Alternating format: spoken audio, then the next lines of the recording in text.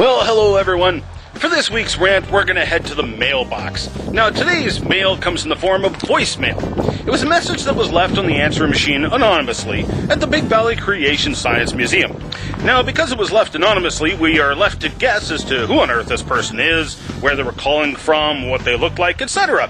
So I made my best guess.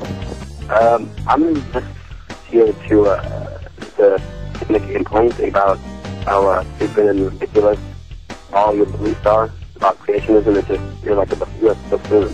You know what I mean? You're a buffoon. Right? You're wrong. Why don't you read a book? Why don't you read a real book besides the Bible, which is a bunch of BS, alright? Seriously, why don't you read a real college-level book?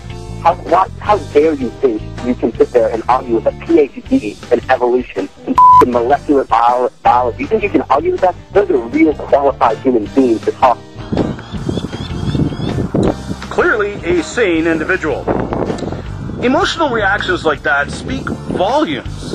I mean, this person felt threatened by something. Presumably something they saw or read in the Big Valley Creation Science Museum. Now I wonder what it was that he read that made him feel so threatened. He talks about reading college-level books, but if he had asked, he would have found out that the plaques in the Big Valley Creation Science Museum were actually written and peer-reviewed and edited by experts in their field from around the world. In fact, some of those people were actually authors of university textbooks.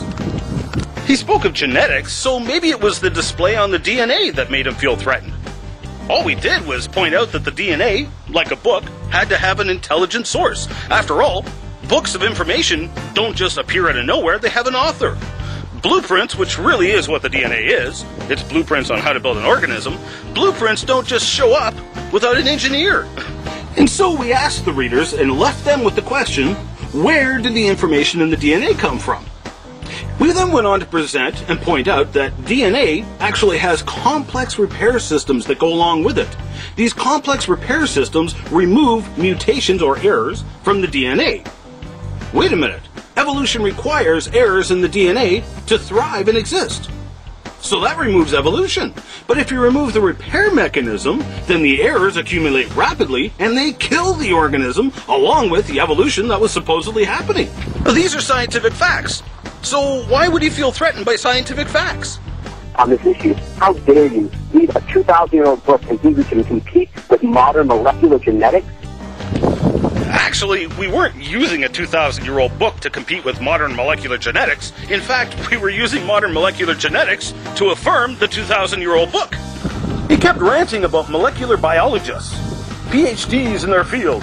Well, presumably he wasn't talking about people like Dr. Kevin Anderson, a molecular biologist and a PhD in his field, who happens to be a young Earth creationist and actually agrees with what we say in the Big Valley Creation Science Museum.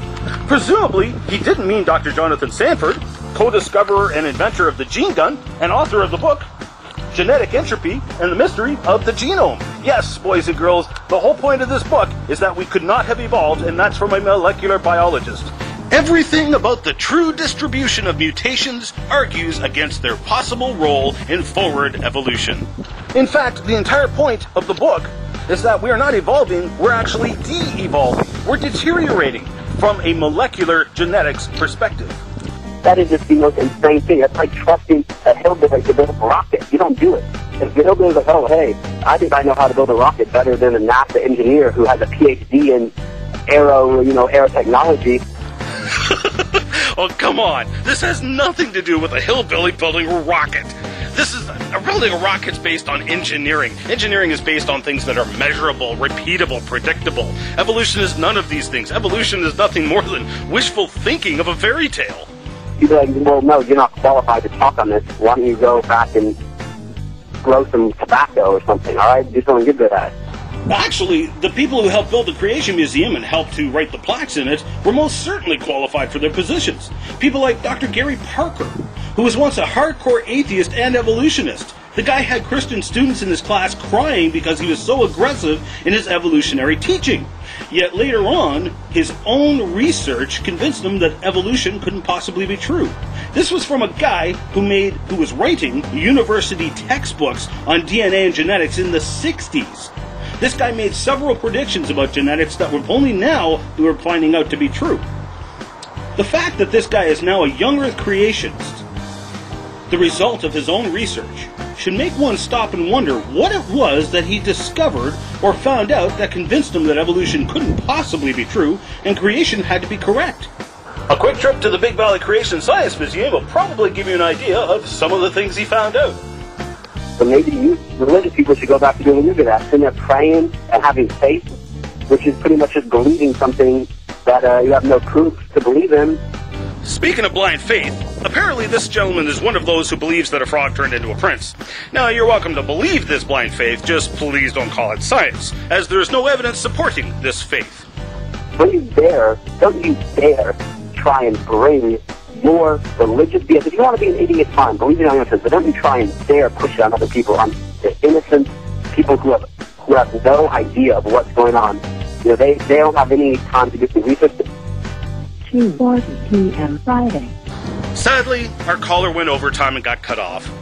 But I would encourage everyone to come to the Big Valley Creation Science Museum. Strangely, the whole purpose of the museum is to get people to think, to get people to ask questions. We present evidence, we let you decide. So hopefully some of the viewers here watching this video will take the time to go see the Big Valley Creation Science Museum, and perhaps you'll see what the caller was so upset about. Maybe the caller realized there was a creator, and he was going to give an account for his life one day. How about you?